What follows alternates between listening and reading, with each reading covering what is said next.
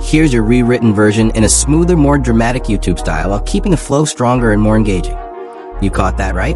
Before the chair was adjusted, before the microphone was pulled closer, before the press conference had even properly started, the conversation was already heading toward Caitlin Clark again. And that tells you everything about where women's basketball is right now. What's up, everybody? I'm Dre Fiver, and this is Street Hoops, the place where we break down the stories, the narratives, the drama, and everything happening around the game without pretending the noise doesn't exist. And today, there's a lot to unpack. We've got questions about coaching. We've got reactions from players. We've got fan frustration that refuses to go away. And right in the middle of all of it, once again, sits Caitlin Clark. So buckle up, because this one is layers. To understand why people keep talking about coaching decisions, you have to understand what fans have been watching over the last year. Fever supporters haven't only been evaluating wins and losses. They've been evaluating every timeout, every substitution, every sideline interaction, and every public comment involving their biggest star. Now, to be fair, Stephanie White deserves credit where credit is due. Indiana put together a respectable season despite injuries and roster challenges, and keeping a team competitive through adversity matters. Nobody should ignore that. But fans weren't only looking at the record. They were looking at how the coaching staff handled the player carrying the biggest spotlight in the league. And that's where things became complicated. Several moments during the season created intense online discussion. Clips of emotional sideline interactions circulated across social media, creating endless debates about chemistry, communication, and whether everyone was fully aligned. That's the reality of coaching a superstar. Every conversation becomes a headline. Every facial expression becomes a debate. Every timeout becomes evidence for somebody's argument. To her credit, White addressed questions surrounding Clark's competitive nature multiple times. She described Clark as emotional, passionate, and driven, which honestly shouldn't surprise anyone who has watched her career, because that intensity is part of what made Clark who she is. It's the same energy that creates incredible performances. It's also the same energy cameras capture when emotions run high. But here's where fan frustration keeps showing up. Many supporters wanted stronger public messaging. They wanted visible support before questions even started. They wanted moments where the coaching staff stepped in early and controlled the narrative instead of reacting after the fact. Whether that criticism is fair or unfair depends on who you ask. What cannot be denied is that expectations around this team changed dramatically. When you coach a player attracting massive audiences, ordinary situations stop feeling ordinary. And that brings us back to the bigger picture. Because every game now feels larger than basketball. Every quote becomes content. Every reaction becomes discourse. Every post-game microphone suddenly matters. And whether people love it or hate it, Caitlin Clark remains at the center of nearly every conversation. That spotlight creates pressure. It creates attention. It creates criticism. And it definitely creates drama. So when fans compare coaching styles, player reactions, and public messaging, they're not only talking about basketball strategy anymore. They're talking about leadership. They're talking about expectations. And they're talking about what happens when one player changes the entire scale of attention surrounding a franchise. That's why these conversations keep happening. And judging by everything we've seen so far, they probably aren't stopping anytime soon. Because here's the truth. The WNBA conversation is no longer limited to box scores. It's personalities, expectations, pressure, television cameras, social media clips, and millions of people analyzing every possession in real time. Some people think that attention is unfair. Others think it comes with stardom. Either way, everyone is watching. And when everyone is watching, small moments stop being small. That's why one comment, one reaction, or one press conference can suddenly become the story everyone talks about the next morning. Whether that is good or bad depends entirely on who you ask and what you value most today. Here's a rewritten version around 693 words, keeping the same passionate sports commentary style while improving flow, clarity, and engagement. That right there is the difference between coaching a superstar and simply managing a situation. And that difference has a name: Cheryl Reeve. Now look, I want to be completely transparent, because that is what we do here on Street Hoops. Cheryl Reeve has never exactly been my favorite person in women's basketball. Not even close. This is the coach who left Caitlin Clark off Team USA. This is the coach whose decisions around Clark created one of the biggest controversies women's basketball has seen in years. The backlash, the debates, the endless conversations about credibility and perception. It all came from decisions tied to that situation. And I'm not going to sit here pretending none of that happened simply because she's doing something right today. That would not be honest. But what I also refuse to do is allow personal opinions to something special. The former TCU point guard entered the league with massive expectations after being selected second overall in the 2026 WNBA draft, right after Dallas selected Azzi Fudd with the first pick. Since stepping onto a WNBA waiting for Nafisa Collier to fully return, this kid is talented. But what impresses me even more is not just the numbers. It's the environment. It's the relationship. It's the way Cheryl Reeve has made this young guard feel like she belongs. Following a recent win over Toronto, Miles explained just how quickly that relationship has developed. It's only been a few weeks of me meeting her and building a relationship, and I feel like she'd run through a wall for me. And I'd do the same for her. Think about that for a second. That is not the language of a player who feels can watch these situations play out on the court. The contrast becomes impossible to ignore.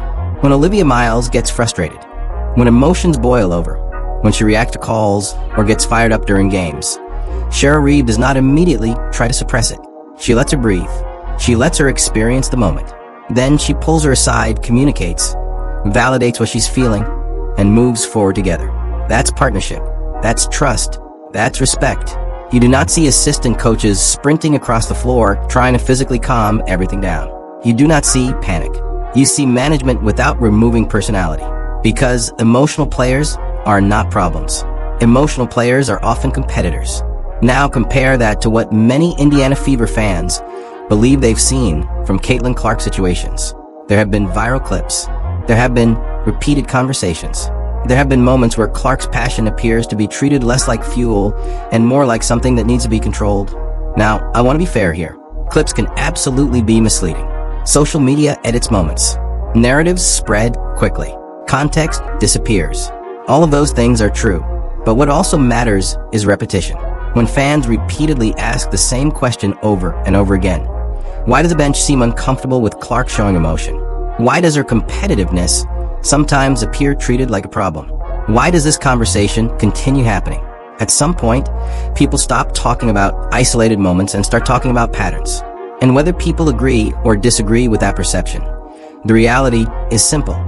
Perception matters. Because great coaches do more than manage talent. Great coaches protect it, empower it, and create environments where stars feel free enough to become even bigger stars.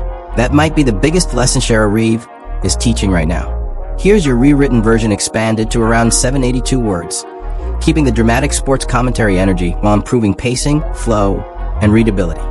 You cannot keep having the exact same conversation about the same team surrounding the same player and continue acting like it is all coincidence. At some point, patterns matter. And this is where Cheryl Reeve said something that every single person inside the Indiana Fever organization should probably pay attention to. During a recent press conference discussing Olivia Miles, Reeve talked about the challenges of teaching young guards how to control pace and tempo when they enter the professional game. She praised Miles for the way she sees the floor. She talked about her ability to manipulate defenders with her eyes. She discussed decision-making. And then she acknowledged something important. The pick and roll. Yes, that pick and roll. The exact defensive action that Fever fans, analysts, content creators, and basketball junkies have spent the better part of 2 seasons screaming about. Because, let's be real for a second, Caitlin Clark and Aaliyah Boston are already viewed by many as one of the most dangerous pick and roll combinations in the entire WNBA. Clark's ability to read defenders coming off screens, her deep shooting range, her passing angles, her ability to pull defenders 30 feet from the basket. Boston's physicality, Boston's touch, Boston's ability to finish in space and punish defenses in the short roll. When that combination is functioning properly, it becomes almost impossible to guard consistently, which is exactly why so many people become frustrated whenever that action seems to disappear. Because there have absolutely been stretches where Indiana's offense has drifted away from making that partnership the foundation of everything. Instead, fans have watched possessions where Clark spends long stretches off the ball. They have watched systems that sometimes feel designed to spread responsibility rather than maximize strengths. And naturally, people have questions. The off-ball usage debate has become one of the biggest conversations surrounding Indiana basketball. Many fans argue that if you possess perhaps the greatest pick-and-roll creator women's basketball has ever seen, why would you intentionally reduce the number of opportunities where she controls the offense? That criticism exists because expectations exist. And here's my opinion. If you have the single greatest pick-and-roll initiator women's basketball has ever produced sitting on your roster, you build around that. You do not overcomplicate it. You do not try to reinvent basketball. You lean into it. Because pairing Caitlin Clark with Aaliyah Boston should not feel like some revolutionary coaching discovery. It should feel obvious. When your greatest weapon becomes something you occasionally move away from instead of something you repeatedly return to, fans are going to notice. And when fans notice repeatedly, conversations happen. Now, speaking of conversations, we need to talk about Tiffany Hayes, because this woman accidentally set the entire internet on fire before she even officially started speaking. Following Clark drilling a ridiculously deep logo 3 over Hayes, tensions were already building. The game itself was emotional. There was trash talk. There were visible exchanges. There was physical play. It looked like two competitors going after each other, which honestly is exactly what makes Caitlin Clark must-watch television. She talks. Opponents talk back. Fans react. Everybody wins. Clark finished that night with 22 points and 9 assists in Indiana's road victory. Think about that for a second. 22 points, 9 assists, returning from a back injury, on the road, against a team actively trying to make life miserable for her. That is not a quiet comeback performance. That is announcing your return. The game itself was extremely physical too. Clark picked up a flagrant foul. She received a technical foul. Bodies were flying around. Emotions were high. Nobody was interested in making things easy. What made things even funnier was Clark later admitting during post-game media that she apparently had no idea she had even received the technical foul. She joked that maybe she should have been more careful if she was that close to getting thrown out. That is actually a pretty self-aware response. Competitive players sometimes operate in chaos. Now back to Tiffany Hayes, as she walked toward the press conference table, seemingly believing microphones were not live yet. Cameras caught something unexpected. Hayes reportedly made comments suggesting referees were never going to consistently call fouls on Clark because if they did, Clark would never stay in games. And immediately, social media exploded. Completely exploded. Because here is the reality. Tiffany Hayes is not some random player making noise. This is a veteran. Someone with over a decade of experience. Multiple championship experiences. Awards, accolades, respect throughout the league. Which makes this situation interesting, because when accomplished veterans publicly express frustration about officiating surrounding a player, people listen. Whether people agree with Hayes or completely disagree with her, one thing is undeniable. The Caitlin Clark conversation somehow keeps finding new ways to dominate basketball discussions every single week. Here's your rewritten version expanded to approximately 722 words, keeping the energetic sports commentary style while improving structure, flow, and impact. And this brings us back to the conversation that never seems to disappear whenever Caitlin Clark is involved. Officiating. Now listen. The officiating discussion in women's basketball is a legitimate discussion. It deserves nuance. It deserves honesty. Star players across every professional sport often receive different treatment, whether people want to admit it or not. That conversation is real. And this is a very important, but context matters. Because if we're being fair, you came off the bench and scored 19 points in a game your team lost by 8. Meanwhile, Clark returned from a back injury and dropped 22 points with 9 assists. She hit logo 3. Over you. The numbers exist. The box score exists. The receipts exist. So walking toward a microphone and immediately complaining about officiating after the player you're talking about finished the game with multiple foul calls against her, including flagrant, does not exactly create the strongest argument. Because think about it. If officials were truly protecting someone, would that player finish with 5 fouls and a flagrant? Probably not. That is why many fans immediately push back. Because there is a difference between saying officiating needs improvement and suggesting one specific player is receiving special treatment when the evidence from that exact game creates a different picture. And honestly, this is where conversations around Caitlin Clark sometimes become complicated. The emotions surrounding her often become so intense that people stop reacting to what happened and start reacting to what they expect happened. That creates noise. And right now the noise is only getting louder because these teams are about to see each other again. The rematch is here. And if you thought the first meeting carried tension, the second one could feel completely different. Golden State is going to enter this matchup motivated, extremely motivated. There's going to be emotion. There's going to be physicality. There is going to be energy, because nobody enjoys becoming part of someone else's highlight reel. And, Golden State remembers that logo shot. They remember the trash talk. They remember losing, which means they are absolutely going to try making life uncomfortable. That part is guaranteed. But here is the bigger question. What happens when the pressure rises again? Because this next test is not only about players. It is about the organization itself. When Caitlin Clark walks into a loud arena, when crowds get emotional, when defenders become physical, when opponents try getting into her head, what does the response look like from Indiana? Does the bench project calm?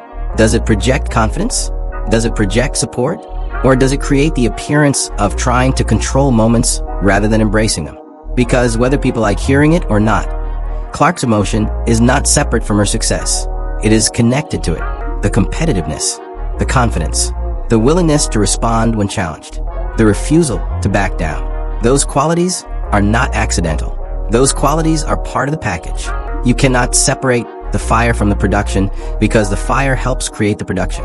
Trying to remove that edge risks removing the thing that makes great players special in the first place.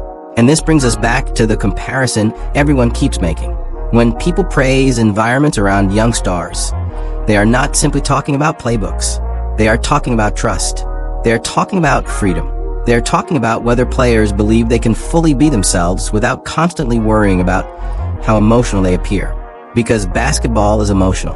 Competition is emotional. The best players usually are too. Indiana has the pieces. That part is not complicated. When healthy, the connection between Clark and Aaliyah Boston remains one of the most dangerous combinations in professional basketball. You have elite passing, elite shooting, elite spacing, elite finishing. The ingredients are sitting right there. The challenge is maximizing them. Because if Indiana fully commits to its strengths, allows its best creators to create, and builds around what already works instead of constantly searching for alternatives, this team becomes dangerous. Very dangerous. And maybe that is the biggest takeaway from all of this. Young stars thrive when organizations create environments that tell them something simple. Your confidence belongs here. Your passion belongs here. Your intensity belongs here. And most importantly, we trust you enough to let you be you. Here's your rewritten version at approximately 615 words, keeping the high-energy YouTube sports commentary style while improving flow, pacing, and engagement.